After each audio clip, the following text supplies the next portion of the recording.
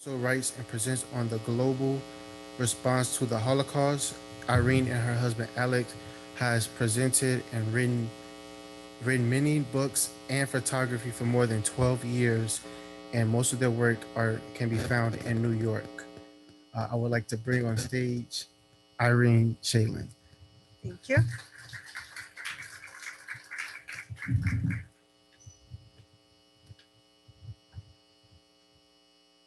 I cannot even tell you how happy I am to see for a year and a half. I was talking to our PowerPoint, seeing tiny icon of myself, which is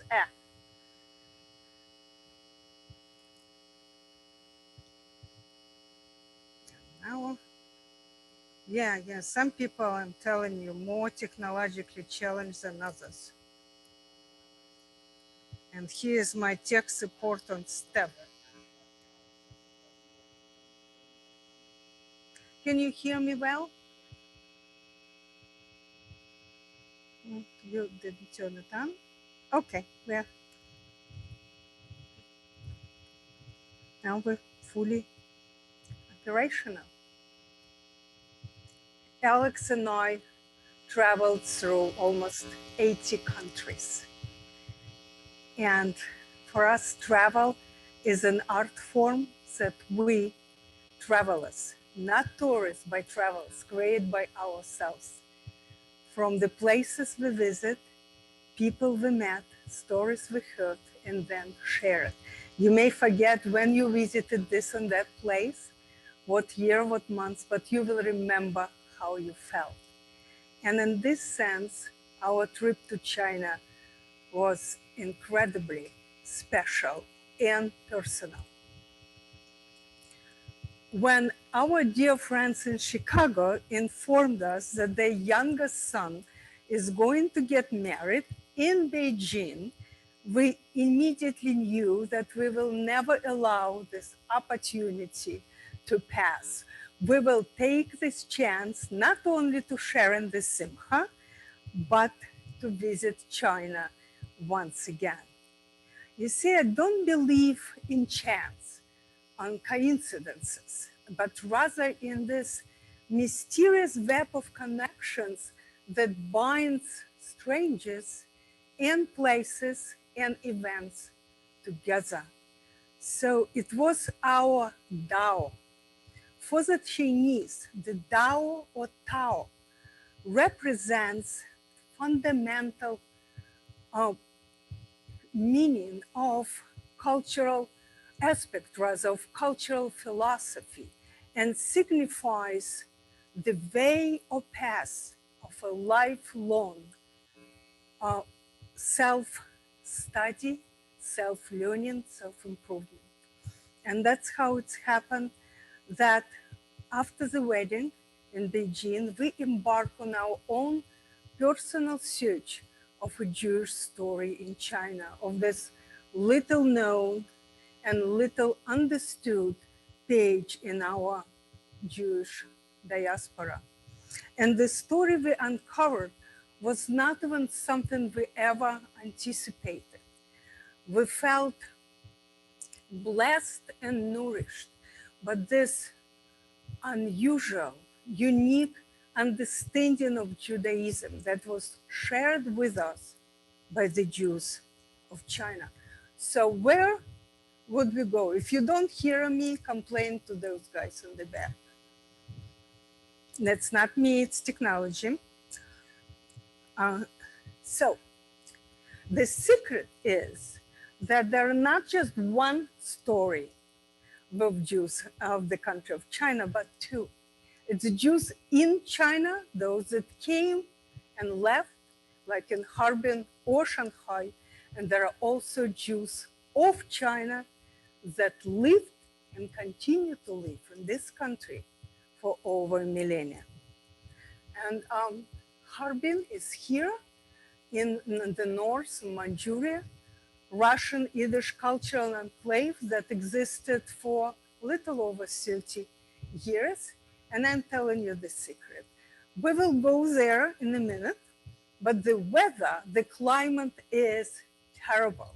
Winters are bitterly cold, and in the spring, this gusty wind from Manchuria comes and covers every surface, mineral, animal, plant, or human, in yellow dust. And anyway, Jews turned this village into the city of music. Then Beijing. Then from Beijing, we'll go to the Silk Road. That's where the story of the Jews of China begins. And then to Kaifeng. It's a capital for Jewish history pilgrims to learn the story of the Jews of China, Luoyang and Shanghai. And this museum, as you all know, I'm sure, has a wonderful exhibit where you will allow yourself to be immersed in the real stories and real people. And I wanted to start with a phrase I found one rabbi that we met in our travels. Judaism is a precious stone which needs to be discovered, mined, and delicately carved into an intricate masterpiece. It was our lesson that Tao brought us to learn.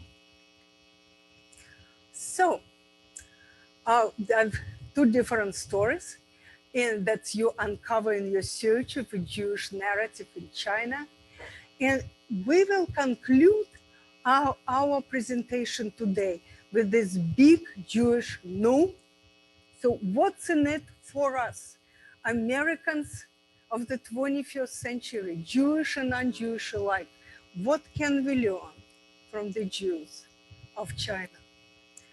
What was important that I wanted you to remember it in our journey today, that for us, Western Jews, especially Ashkenazi Jews, Chinese stories are simultaneously very familiar and very foreign.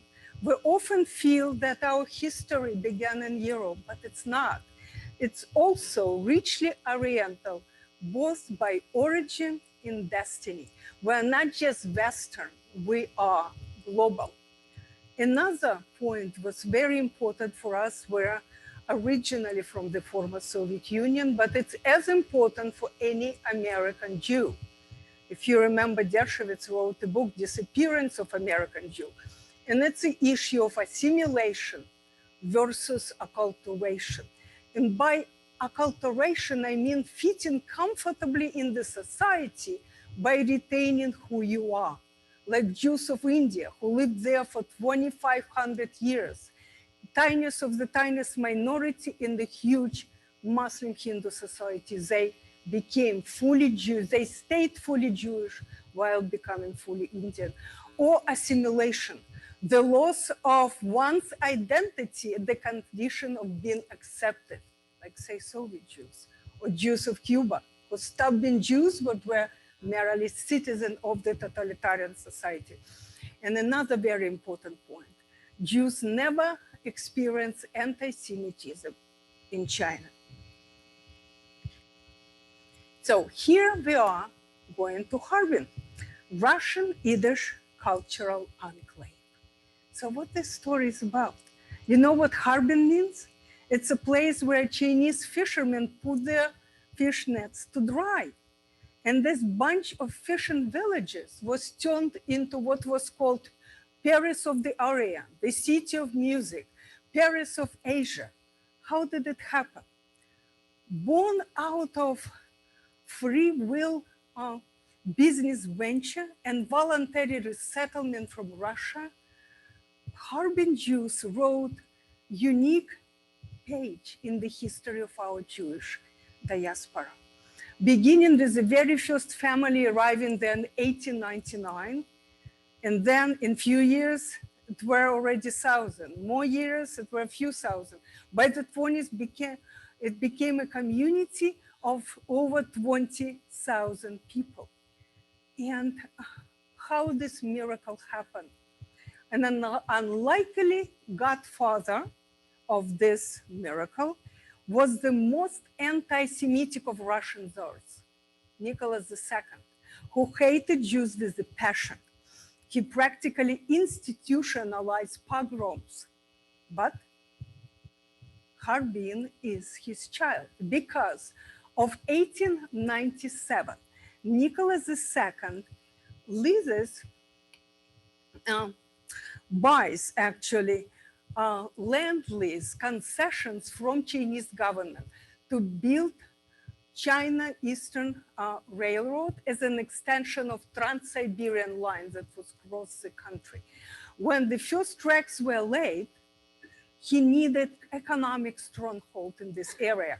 So how would you do it if not killing both rabbits with one shot? Get rid of these troublesome Jews and create an economic island in Asia. So Jews were allowed to leave, no strings attached, take everything they have, and they left behind persecution and pogroms and came to Manchuria. And they created this city of music. They had conservatory, they had concert halls, they had drama theater. They were furriers and bakers, dressmakers and bankers, engineers and architects and musicians. And they built this thriving society with over 20 newspapers. You know, like how they say in Israel, you have 3 Jews and you get 5 political parties. So there were political magazines, fashion magazines, lifestyle magazines. All but one were in Russian. Russian was the language of Harbin, not only for Jews, but Jewish employers, but for their Chinese employees. And even today, there are few words as leftovers of this period. Like word for bread is chlieb, and in Russian chlieb is bread, and there are other words. And First World War and Bolsheviks revolution brought a score of Russia, Gentile Russians to Harbin. So it was a Russian language society. But after the revolution also came white Russians, the losing side. And they brought with them violent streak of anti-Semitism. Pogroms began, violent break-in into the stores. In 1931, Harbin Fascist Party is formed. And that was the year when Japanese conquered Manchuria, took over Manchuria as their puppet state, Manchukuo. They did not care about Jews as Jews, about final solution, but for them, Jews represented Bolsheviks. So this beating on the street and breaking into stores, it were anti-Bolsheviks acts. So Jews began to leave. And then World War II happens. By the time World War II ended, there were only 2,000 Jews left at Harbin to greet new authorities. And this new authorities was the Soviet army. With the Soviet army came officers who represented what would be equivalent of KGB. And they arrested and liberated a score of Harbiners to take them to Stalin's Gulag. So very few survived this period. Then comes communist China. The last Jew of Harbin, the rest left. Many came to Shanghai. Over 5,000 came to Shanghai in the 1930s. Those who could get visas went to America, went to Palestine, went to Australia. So the last Jew of Harbin died in 1985. But then in early 90s, China becomes a different country. They become part of a larger world, and they realize that foreign tourism is a great source of income.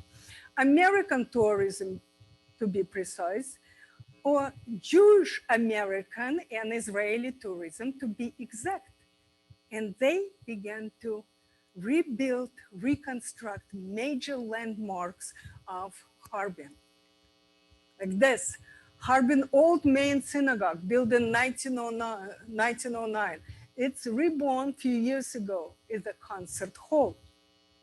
See this architecture? Nothing like this exists in Asia elsewhere. Harbin New Synagogue, built in 1929, and it's now a museum of Jewish history and culture. In 2002, Chinese government brings Professor Dan Ben Kenyan from Be'er Sheva University to head a school at Harbin University School of Western Studies. And he is now major authority on Harbin Jewish history. And he's a director of Sino-Israeli Research Institute in Harbin. And here is the cemetery, the largest and best preserved cemetery in Asia. Over, I think now 800 graves is there, and that's the entrance. And the language on tombstone is Russian and Yiddish for the most part. And 2004, Vice Prime Minister and Minister of Trade, Olmert, came there and left a stone at the grave of his grandfather, Iosif, or Joseph Olmert. All these graves represent individual and collective history of Harbin. And as I recently heard Abe Foxman, former head of ADL, said, maybe it is a cemetery, maybe it isn't. They moved it a few times, but well, you still have this unique memorial. And now it's time to go. If you're in China, all roads will lead you to Beijing. And this is Jews in China.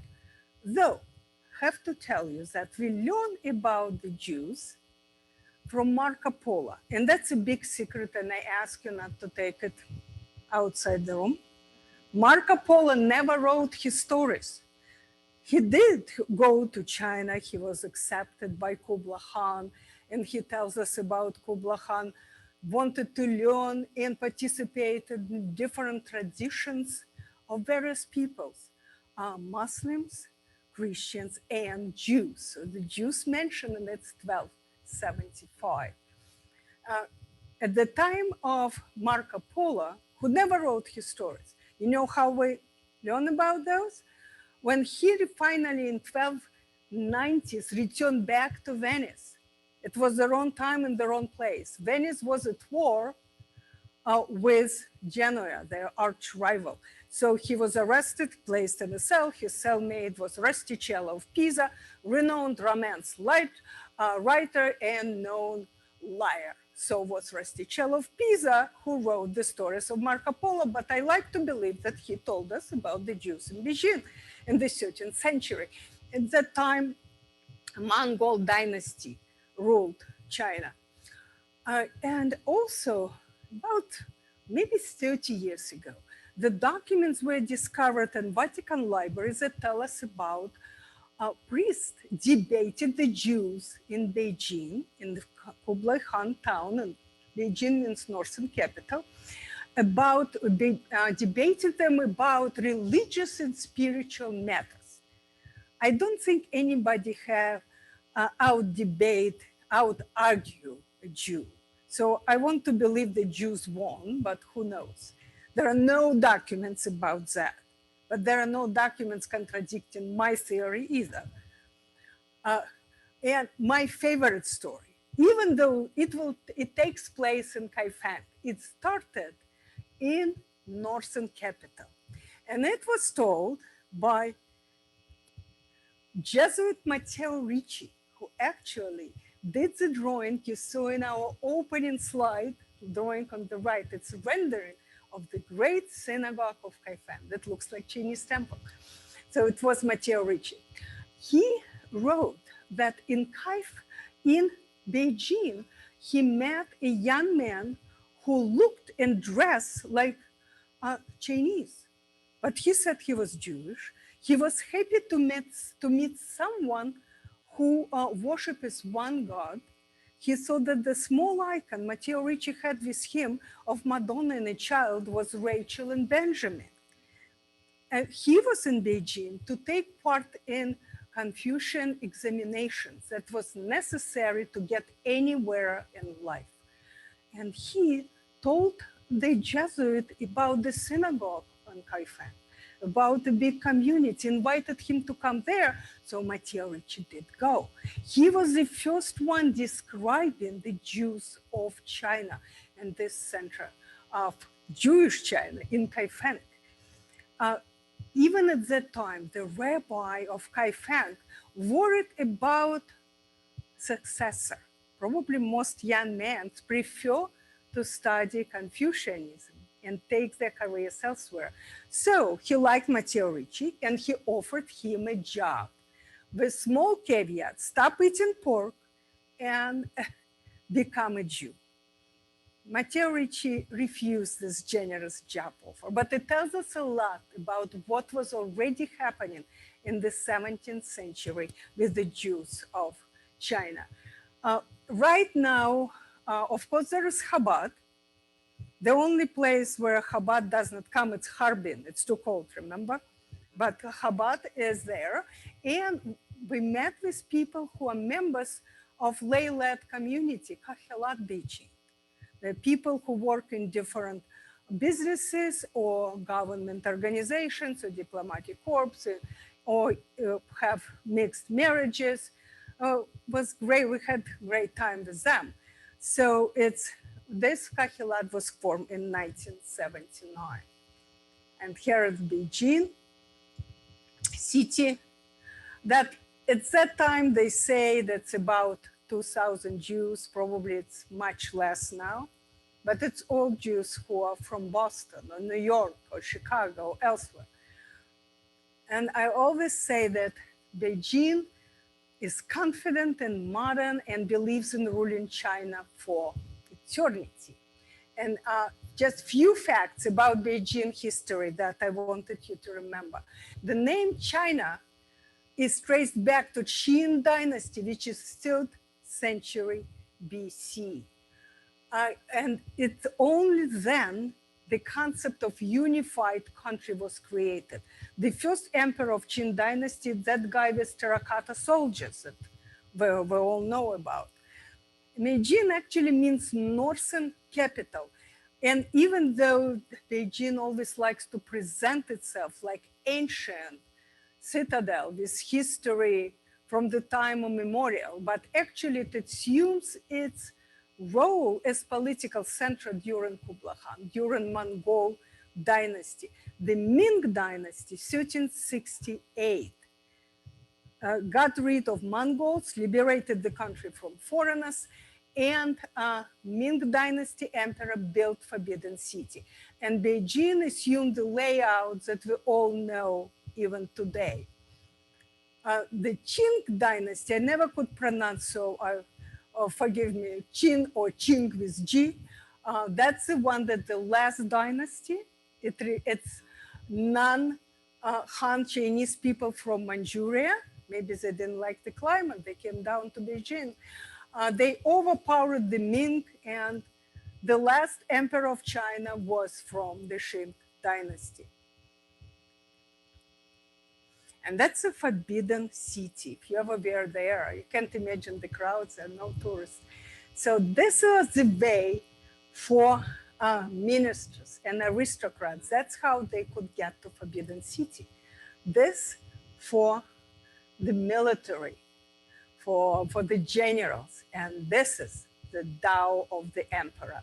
I have Alex's photograph on the cover of my book, The Tao of Being Jewish and Other Story. Only the emperor could walk this way.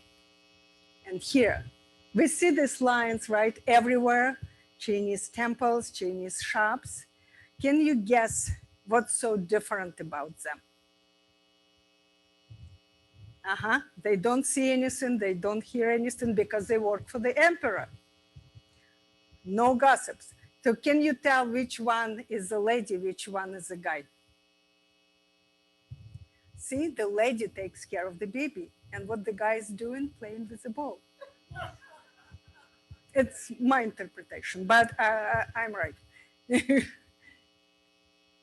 And here is one of the thrones in Imperial Palace and the Tao of the Emperor. And when we were there, we were lucky to meet the nephew of the last emperor of China, who is a professor of calligraphy, and he was doing for us a piece of art that represents health and prosperity, and probably something else nice. And now I wanted to run with you through cultural and spiritual foundations of Chinese civilization. because it will help us to understand the destiny, the historical trajectory of the Jews of China. So, Taoism. It's a religion that was formed in the 6th century BC and founder Laozi. The temple headquarters of the world Taoist is in Beijing in the White Cloud Temple. And the fundamental concept is the Tao or Dao path to self-knowledge, to self-improvement. The Taoists, they are focused on the world of the living, but world of the living that ruled by the dead, by ancestors, by celestial immortals, the world of supernatural. And the Taoist cosmos is inside us, inside human body, and gods can reside inside us and in outside world. It's important that Tao emerged before the beginning, before anything happened. And this is how the Jews of China would try to describe their religion to their Chinese neighbors. That our God also does not have shape. God existed before existence, before all the beginnings, just like Tao. And the most important primal matrix of energy is Ki, cosmic breath that animates the universe. Creation never happened at once, at one point. It was a continuous cycle. Time moves is continuous process, and time for Taoists moves in cycles. There are correlations and correspondences between all aspects of existence. But it never existed just one religion. It always coexisted with Buddhism, with Confucianism, and with the other folk, Chinese ancient folk beliefs. Now that's how Temple of White Cloud looks like. And you see that it's north-south axis. That's how it was oriented and is. And it consists of different halls. And everywhere is a Taoist thought and symbolism, yin and yang. It comes from Taoism. This White Cloud Temple again. And now Confucianism, which is not a religion, but rather philosophy, family of traditions based on teachings of Confucius. And the most important aspect of Confucianism, the goal of this philosophy is to restore and maintain social harmony. We are the sage ruler who combines political power with moral wisdom. And that's why Confucianism was adopted by all rulers, communists, Maoists, who destroyed monks and monasteries. Everywhere in China, they left Confucian temples stand because Confucianism legitimizes power. And in China, Confucian teaching created foundation for everything, for family, for society, for court, for bureaucracy. And Confucius told us, yes, celestial beings, supernatural, important, but human traditions are sufficient for providing people with moral guidance. But you cannot live morally or live fully if in the present, if you are not responsible for the past, meaning ancestor worship, filial piety. And that's Confucian temple. Beijing is a place when you could go from one temple to another in an attempt to understand their philosophy. That's who Chinese, what's Chinese civilization all about. It's also so south-north axis, consists of courtyards, of halls. And what I remember this temple about, it's of its connection to the terrible government crimes done during Cultural Revolution. One of the most important writers of modern China of the 20th century, he taught at Columbia University for a few years, but returned to China. His name is Lao Shi. Rickshaw Boy was the movie made. the tea house, his play was famous. So during Cultural Revolution, he was dragged to this temple by 14-year-old girls dressed like red guards who beat him savagely with belts.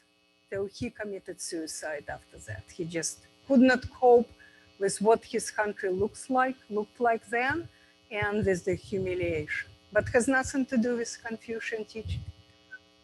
As Confucian temple in Beijing. Buddhism. We know that Buddhism originated in India, right?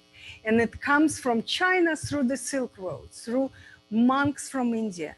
But it had to be translated into Chinese culture, from Sanskrit to Chinese language, but most importantly, through Taoist and Confucian philosophy, because in Buddhism, you have to renounce your identity. You have to forget what family you belong. And it was absolutely impossible in China. So Indian scriptures were translated accordingly to Taoist and Confucian concepts. What else is happening? Anywhere you say you in Myanmar or you in Cambodia or elsewhere, where Buddhism is a religion, you see stupa tower, symbol of Buddha. What happens to stupa in China? The receding tiers of the tower requires tiled roof and bracketing, and pagoda was born. So in China, Buddhist temples all have pagoda, and it represents the presence of Buddha. In Beijing, the best Buddhist temple to see is Tibetan temples or Lamanism, where Lama is the teacher. And it very much looks like what we think synagogue and Kaifeng looks like. One hall after another, hall of harmony and peace, hall of the past, future, and present, hall of the will of the law. In a synagogue, that's where a Torah would be read. As Lama temple. And the last but not least, the temple of heaven. And it's not a temple at all. It's a big park in the middle of the city, and it's oasis of peace and tranquility. It's built according to Confucian philosophy, geometry, straight lines, human intellect imposed on nature, and Taoist thought is everywhere. Because Taoist thought that world is a square. Heaven is round, earth is square. And here is octagonal temple of heaven. This entire park was the stage for the son of heaven, the emperor, to come and pray for good harvest, for rain, for prosperity for his country. And look at this altar. It's a typical Taoist, 9 layers. And Taoism, odd number acquires heavenly meaning, with the highest one assigned to 9, the highest one-digit number. So that's, you see it everywhere. And it's public park. We saw people practicing Tai Chi, people practicing salsa. It belongs to people. And here we come into Great Wall of China, built by the emperors who invited the Jews to come in the 3rd century BC. It was Qin dynasty that was then became Han dynasty. And here it is. Everybody who comes to China comes to see the Great Wall. Very few people go to see Ming dynasty tombs, that not so far from the Great Wall, from that part of the wall that always shown to people who stop at Beijing. But it's very important for understanding Jewish history of China. That is the first Ming dynasty emperor. Remember, popular hero who liberated China from foreigners, the greatest hero. Another secret, I don't like him. He was not a nice person. If he liked a young, beautiful lady at his court, he would take her as his concubine. If this lady had a husband who, God forbid, objected, this minister would be skinned alive. When this guy died, he wanted 16 of his most favorite concubines buried with him alive. The youngest one was 12. I'm sure that he would even park his carriage in handicapped places. But why we care about him? Not only about his role in Chinese history, his role in Jewish history. And you know why? Sometimes when I teach China, somebody said, oh, the guy was anti-Semitic. Nobody's anti-Semitic in China. It's a foreign concept. He hated all the foreigners. So he sent his emissary to Kaifeng to talk to the Jews there, that they have to stop their way of life of being foreigners. They have to acquire Chinese names. And 7 names were given to them, like Jin, Zhao, that represent occupational name, kind of like silversmiths in this country, baker. Also, he wanted the Jews to intermarry with their Chinese neighbors. And Jews began doing it. You cannot argue with an emperor, right? But tricky Jews, they thought that if they intermarry along the paternal line, that's how they preserve their Jewishness. You know that in Jewish law elsewhere, one has to have Jewish mother to be considered Jewish. My interpretation of that maternity is a fact and paternity is but in China is different. And they're sure that that's how the Jews of Kaifeng, the Jews of China, preserve their traditions and their identities. It might be, they say we lost our bloodline, our traditions, our language, but we remembered who we are. But we are getting to that. First, we will come to the Silk Road, to Dunhuang. The Silk Road is not like Interstate 80 or anything like that. It's extended from Europe through Egypt to Somalia and the Arabian Peninsula, Iran, Afghanistan, Central Asia, Sri Lanka, Pakistan, India, Bangladesh, Burma, Java, Indonesia, and Vietnam until it reached China. And on that map that I use, the land routes are marked red and water routes but blue. And Dunhuang was the southern part of the Silk Road. And this is where the Jews of China story begins. Like all roads, Silk Road started in Rome. Romans in the last centuries of the 3rd century BC, 2nd century BC, in the last centuries of the empire discovered silk. Silk was available only in China. They couldn't get enough of it.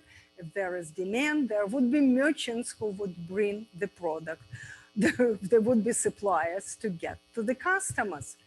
And that's how Silk Road appeared on the map of history. And among many merchants were many Jews. What happened in Dunhuang?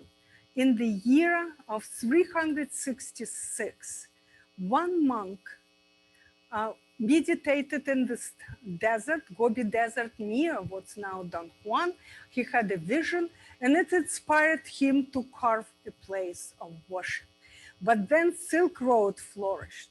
More and more merchants were coming along. The wealth was growing. And so is the number of monasteries and the monks. And then Dunhuang became a nest of beautifully carved places of worship with works of art. One of these caves was called the cave, the library cave, of course, not by ancient Chinese, but by French architects in the beginning of the 20th century, who discovered leftovers or what's left of precious ancient manuscript on many languages. And among this collection was what is known the oldest existing Hindu prayer on paper, dating to 700s, to the 8th century. Paper was available only in China. It was a prayer for forgiveness, and most probably the merchant who left it, I want to think that he was already China resident.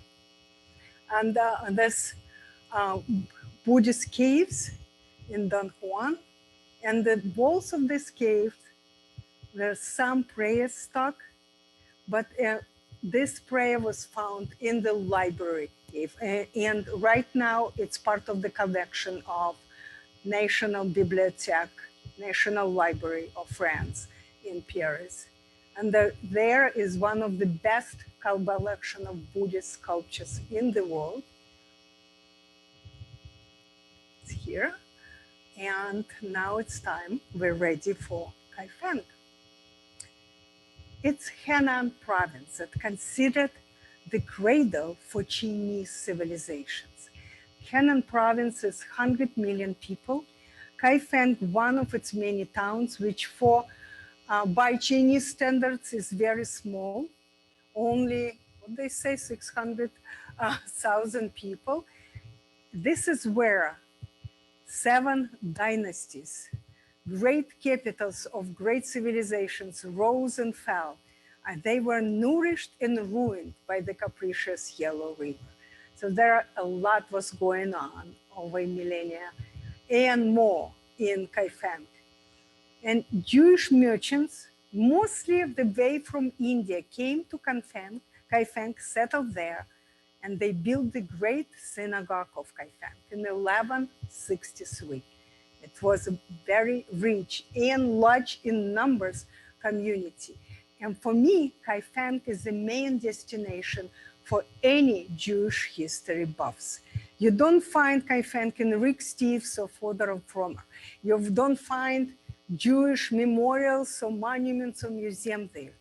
You have to come and meet people who consider themselves Kaifeng Jews and hear their stories. And that's what we did.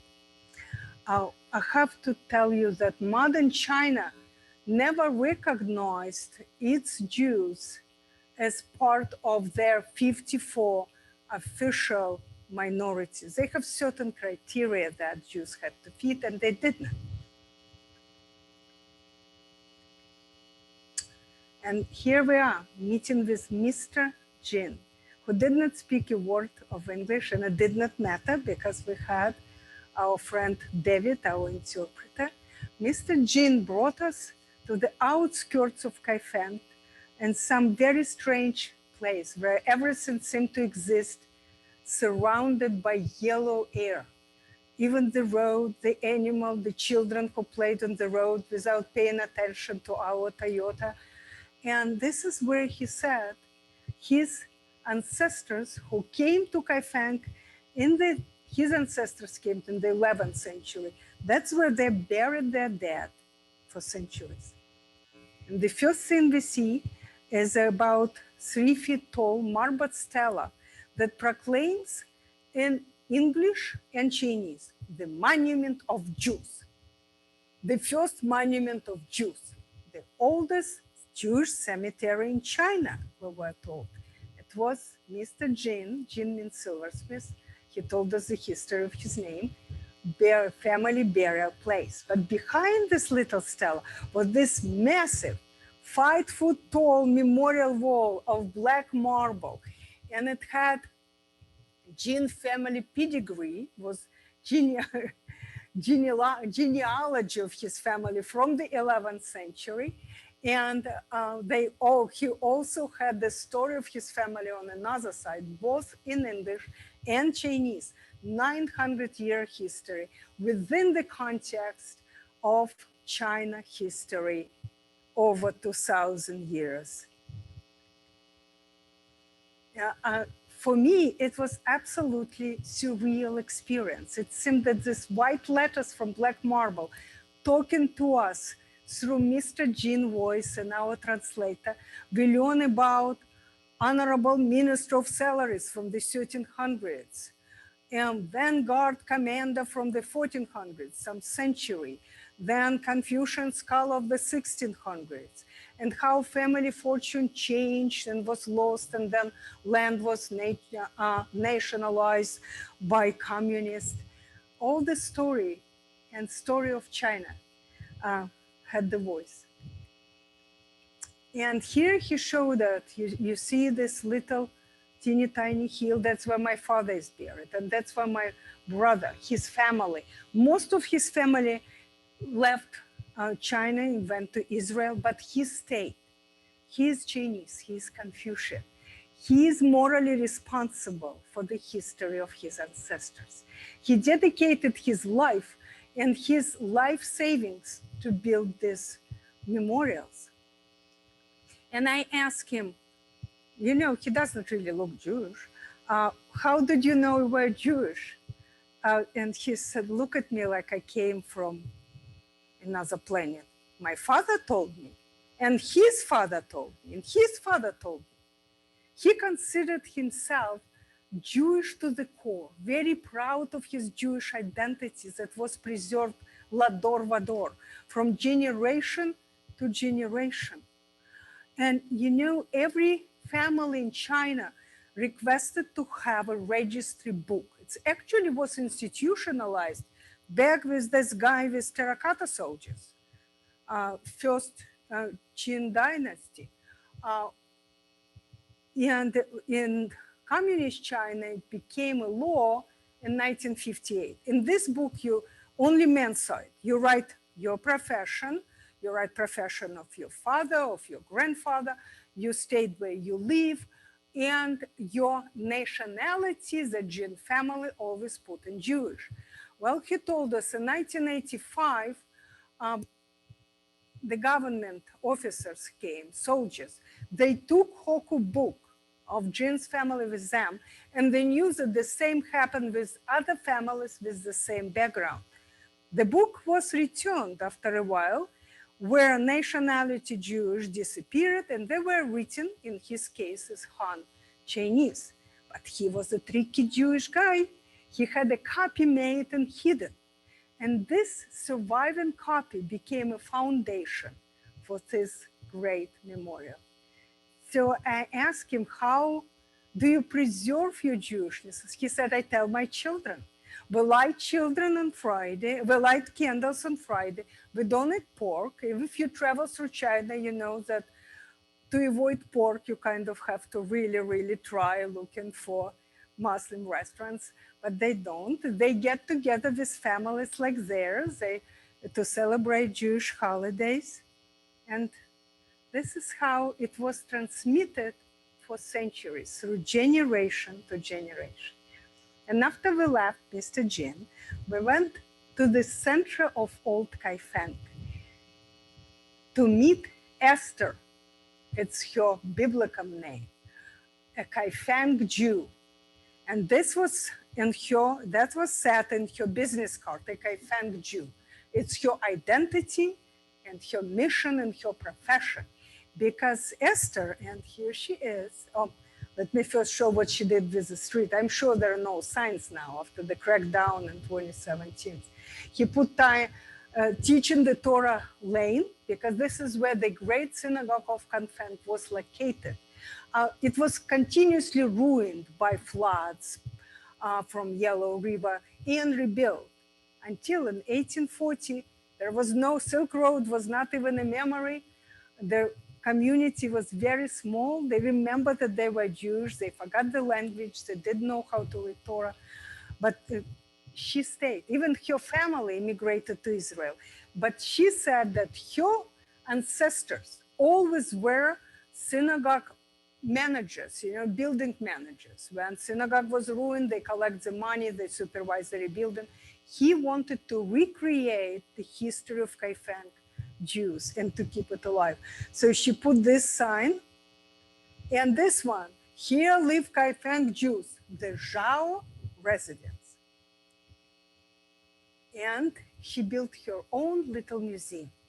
So her vision is to create a China-Israel garden, which would preserve these two civilizations, traditions, and beliefs. And she told us, I love both of my cultures because Jews and Chinese are members of the largest diasporas in the world. Both value highly family ties and education that she called sacred pursued. And she said, we preserve who we are in spite of everything. And here she is, taking us to inside her little house. And here you can see a black cardboard with gold color letters is Shama, the foundation of Jewish philosophy and religion. Here, O Israel, the God is our Lord is God, the God is one. And she told us a story about the emperor and Shama. Sometime in the 14th or 15th century, representatives of the Ming dynasty again came to Kaifeng because every house of worship in the land under Ming dynasty had to have the portrait of the emperor on the house of worship. And it's against Jewish religion, but you cannot argue with an emperor. So they put emperor portrait at the entrance to the synagogue, but they place Shama above. So in Kaifeng, Jewish God was more powerful than emperor of China. It's my favorite story. And here she shows us the rendering of the synagogue. We don't know exactly how it looked like, but if you've been to Chinese temples, you say it looks like one, and it is. Maybe it was Confucian architecture. Maybe it was the way for Jews to legitimize their history and their religion for the countries that never knew organized religion. The description states that there were marble statues of lions, maybe with eyes and ears there, with a baby in the bowl. I'm not sure about baby in the bowl, but want to think it's were there. So the lions were there at the entrance. Between them was a giant iron tripod for burning incense. And there were hall after hall. The synagogue was all type of services for lifestyle, for studying, for prayers. Hall of the patriarch, patriarch meaning the Abraham, that had Moses' table and Moses' chair from which Torah was read. So there was a lot of correlations with Chinese temples.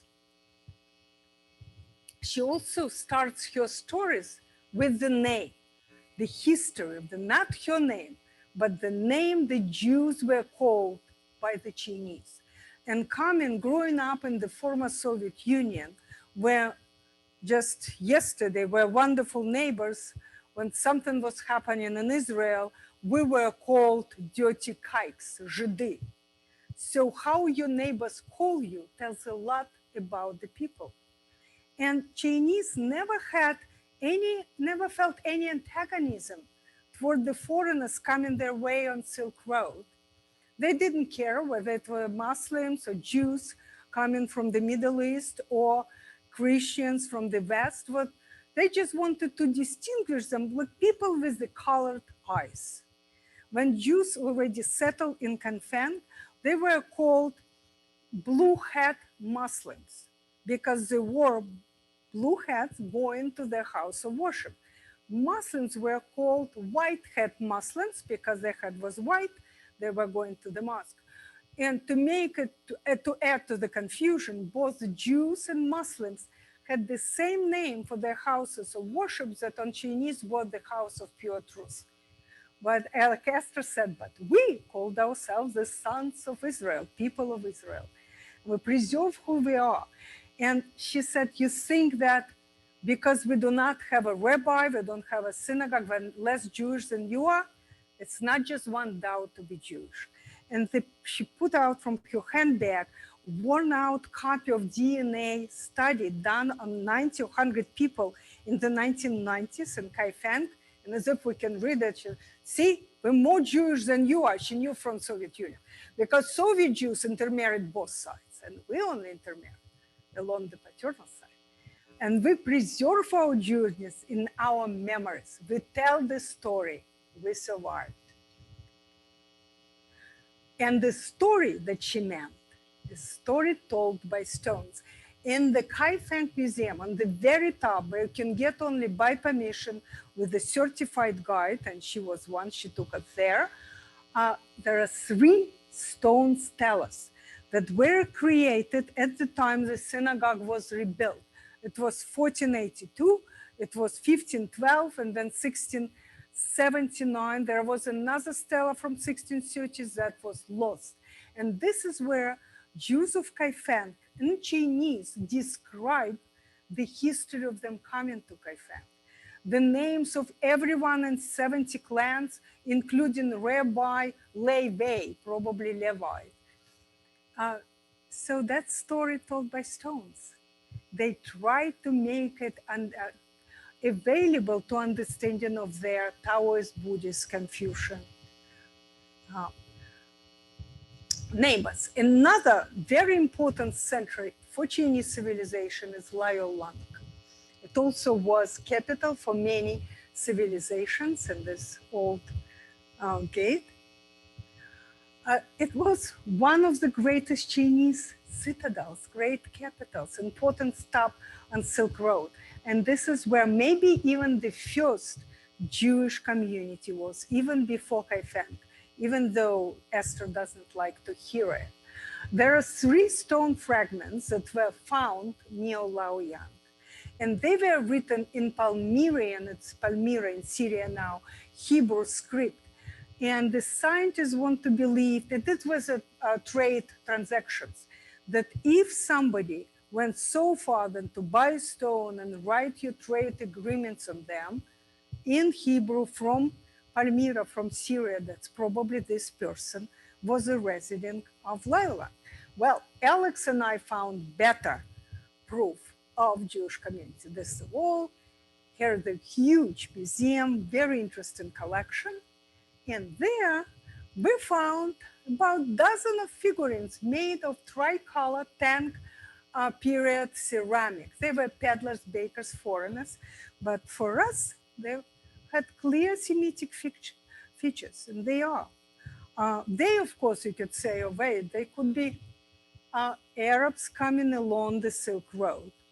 Could be Arabs, could be Jews. For us, it was proof that there was a Jewish community in Luoyang. There we are. And I could not just help not to show you Longmen Grottoes, not far from Luoyang, and this is where one of the best, whatever communists left, one of the best collections of Buddhist sculptures that survive, in addition to Dunhuang and these gardens. And now we're coming to Shanghai. Shanghai likes to present itself as another great citadel, even though Shanghai means just a place by the sea, and it did not exist as an important place, as a modern Shanghai until the end of Opium Wars. The British come, and with British come the first Jews from India. They were Baghdadi Jews. And Baghdadi, it's a special conversation. If you want to stay till tomorrow, I'll tell you all about Baghdadi. It's a special breed in our Jewish tribe. They're not Sephardic, they're Babylonian Jews. They were very light by skin color, very rich, very educated, and they first came to India, attracted by its open economic and religious climate. And in few short decades, they built and ruled most important trade networks along entire East Asia, just without cell phones and computers. Incredible. They come, Karduns and Sassoons and Kadoris, they come with the British. They build great financial empires. They bring something else that did not exist in Asia, philanthropy. They did great social institutions as well. A wave of Jewish immigrants that I wanted you to know. That's the wonderful exhibit is in this museum dedicated to Shanghai as a safe haven during the Holocaust.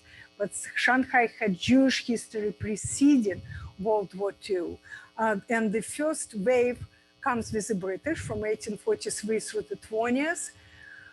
The second wave, considered to be from the 20th last century through end of the 1930s. That's when thousands of Jews come from Harbin and from German-occupied countries. And that's already third wave from end of 1930s through the end and years after the end of the World War II.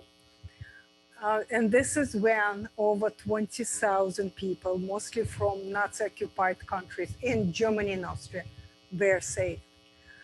The Japanese invaded China in 1937, then later occupied Shanghai.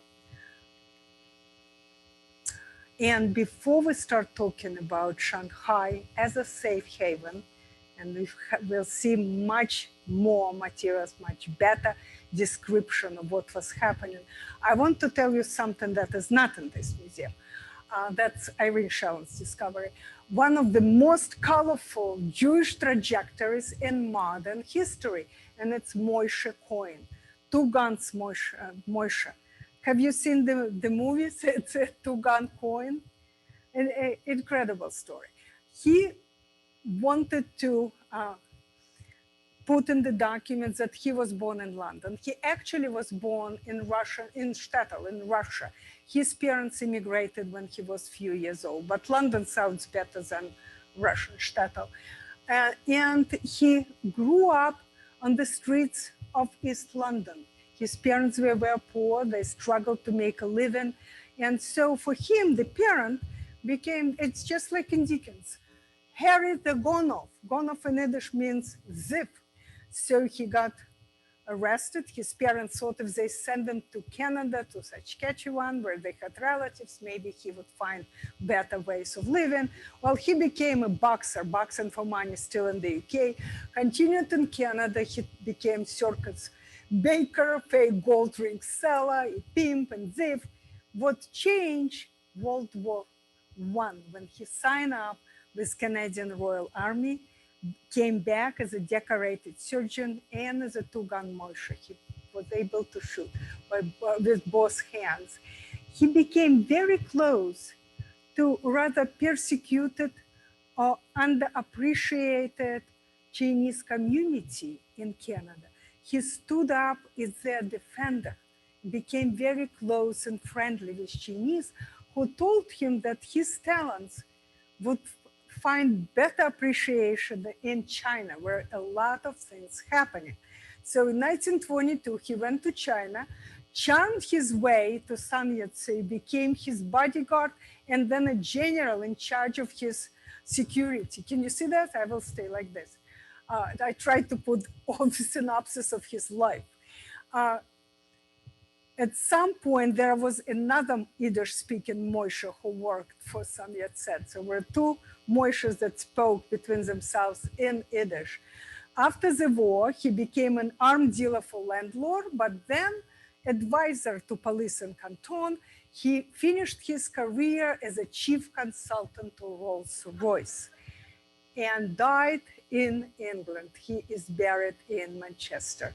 And it's in Russian and English and in Yiddish signs in his grave. I thought it was very unusual for a Jewish boy born in Russian shtetl. And here we are in Shanghai. Usually Jewish heritage tours in China bring you to Shanghai only. Very few people talk about Harbin, and it's hard to get there. And in Shanghai, you go to Shanghai Refugee Museum. But there are other landmarks that talk about rich Jewish history in this city, and mostly connected to the Baghdadis. Sassoon family built this Ohel Rachel synagogue, which is quite a remarkable building, especially inside. They have marble arch. You enter where the place where Torah scrolls are had, and it was a huge building. Right now, it's Shanghai Education Bureau. So to find the landmarks, you have to know what's in it now and what the address. And of course, there were many clubs in Shanghai. Russian Jewish Club is now musical conservatory.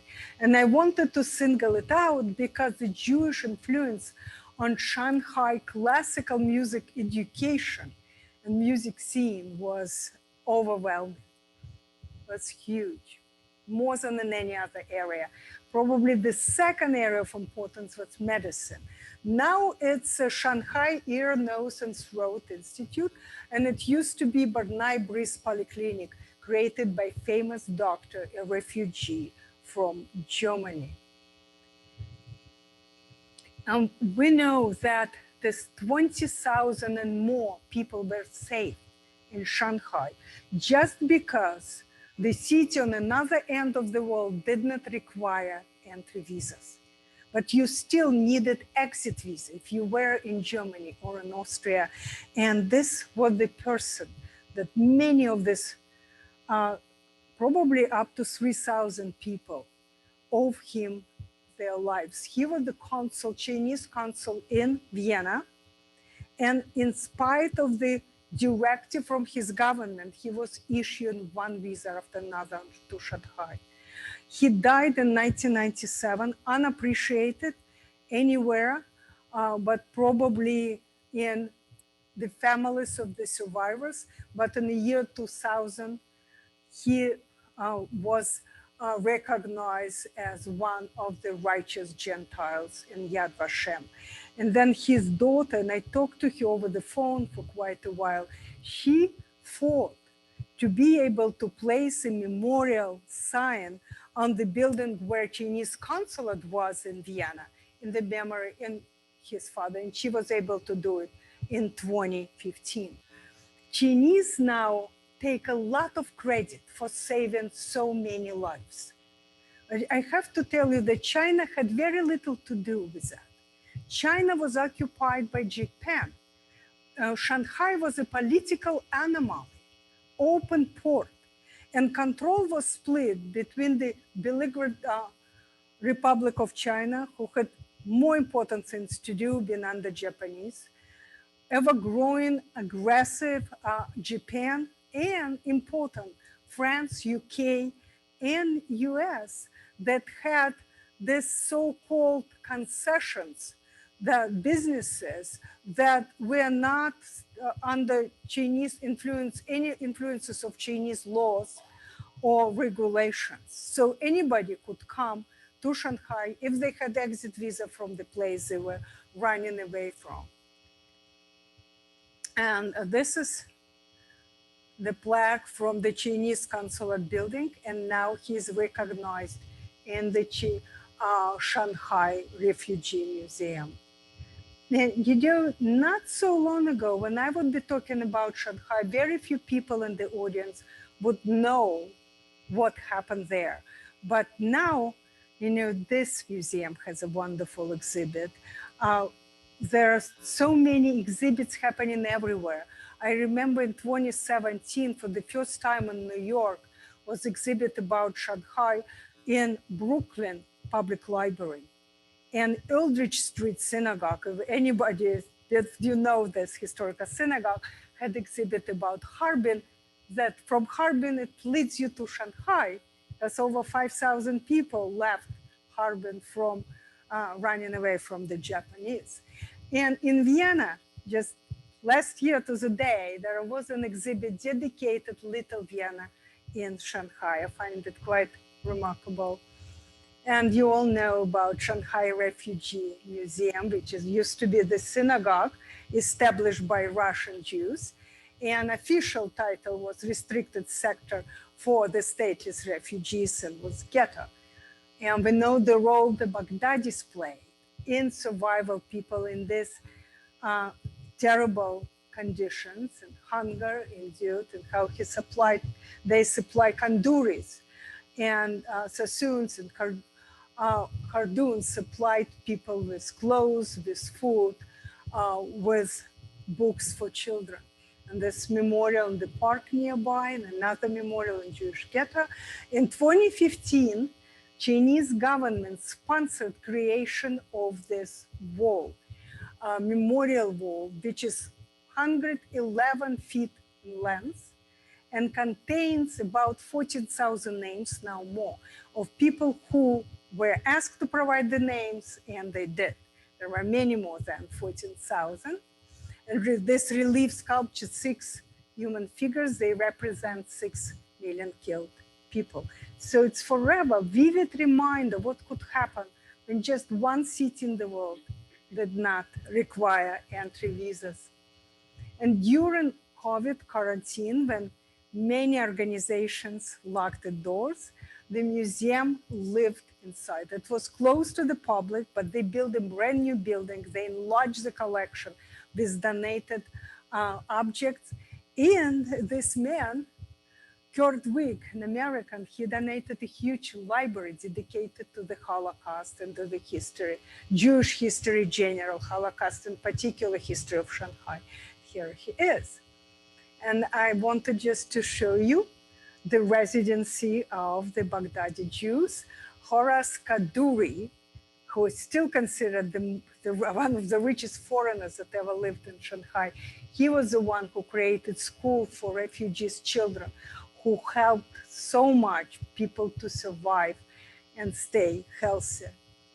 Today, again, you have to know it because it's a children's palace of Shanghai. And this Hardun's residence is now at Shanghai Exhibition Center. They created quite an empire. So we now came for the new that I promised. What could we learn? What's important? What take away for us from the history of the Jews in China? We know that it goes back to the 3rd century before Common Era. We will know that there are two distinctive narratives, Jews in China, and there is the one so little known and little understood narrative of Jews of China. It may be one of the most interesting and mysterious in the history of diaspora. We know that anti-Semitism never existed in China, and a contemporary crackdown comes from totalitarian regime because they're not authorized minority. Nobody authorized them talking to foreigners like us, and people like us were coming there to talk to Esther, talk to Mr. Jin, come see how they study Hebrew, sing Hatikva from memories on their Shabbat gatherings. So it was, I'm not sure that people now even can come to Kaifeng and find anyone or connect with this Jews of Kaifeng with emails. What I think is very important that for Esther, Mr. Jin, and others like them, the Tao being Jew is built on family memories, on their pride, on their sense of identity that they hold like precious gem and its precious inheritance from their ancestors. And they prepared to hold on to it in spite of everything, any forces, political, cultural, economic. And in response to Holocaust in China, there is a wonderful exhibit that I hope many of you have seen or will see more. So if you have any questions, I'll stay as late as it would be allowed by the museum. And you can take a look at my books. If you want to have any, I'll sign it for free. And that's on Malta and Corsica. By the way, Malta was the only country in the world that didn't require visa. Nobody knows that. They saved countless numbers of Jewish refugees from Europe. And Corsica as well, due to Omerta, mafia's wall of silence, of not cooperating with authority. They saved at least 15,000 French Jews from Southwest France. So there's so many stories of survival is there. So please take a look and please stay in touch. If you have any questions that you would think of coming home or tomorrow, write to me, irene.shaland@gmail.com, or you can take my card and my email is there. And thank you very much for coming in person. It's my first in-person gig in a year and a half. Yes, and Zoom, please come in person next time. Thank you. Any questions?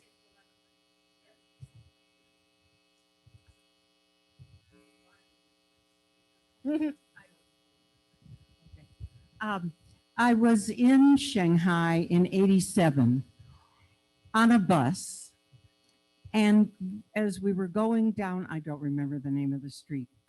Who does? The guide said, I saw a building with Jewish stars.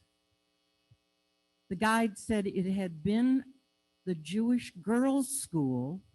It was kind of a pink, beigey color, took up half a block. It was quite large, three floors. And he said it had been the Jewish girls' school, and now it had become something else. At the same time, he told us the story of the last Jewish woman in China, who at that time, he said, lived in Shanghai and was on her deathbed. And that was 87. Oh, I So never heard about it. you didn't know what? No. The other, Was she a survivor of Jewish he death? didn't explain any more than just that, and he didn't say her name. And just one other thing, I happened to have been in Harbin. We went to a fish farm, and they gave us lunch, and it was 7 different courses of 7 different fish. But I didn't know that, or they didn't explain to us that there had been Jews in Harbin and that fishing had always been their industry. So Maybe they did in 1987, that people might not even known at that time Well, that there that's were Jews possible. in Harbin. So I was just thrilled to hear what you had to say. And Thank you. Thank you. thank you very much. It was great. Thank you.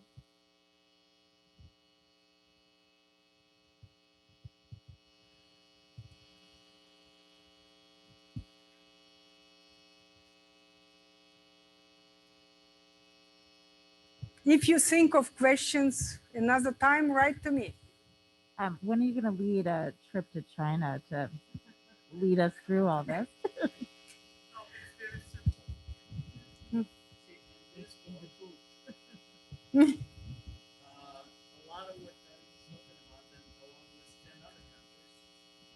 This Alex, by the way.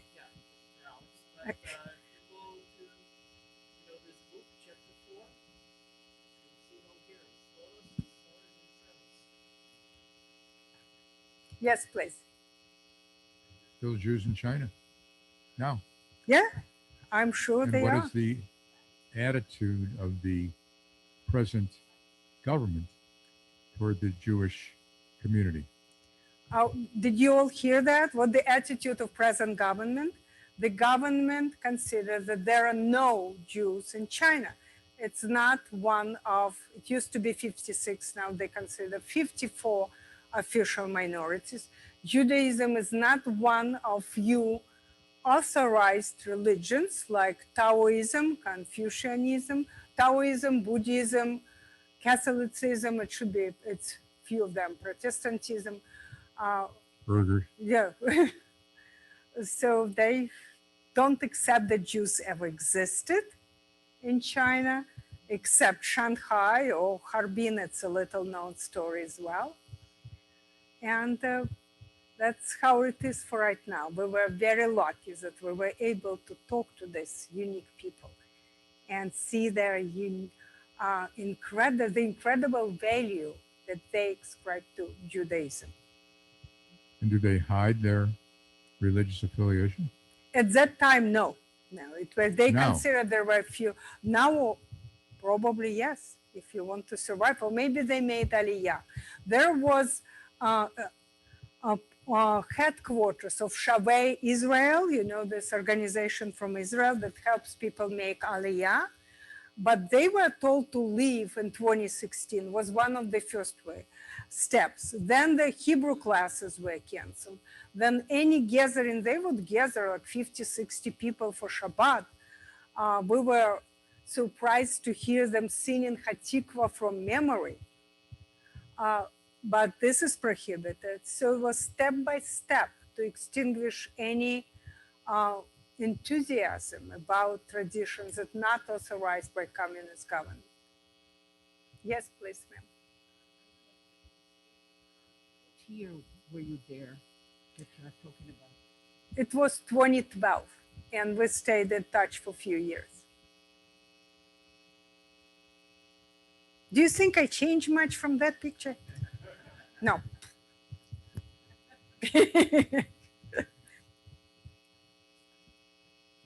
Thank you very much. Thank you all for coming virtually or in person. The Jews from Vilna with Sugihara, did they need exit visas? They too? needed exit visas. He was giving them in Vilnius, they were giving them exit visas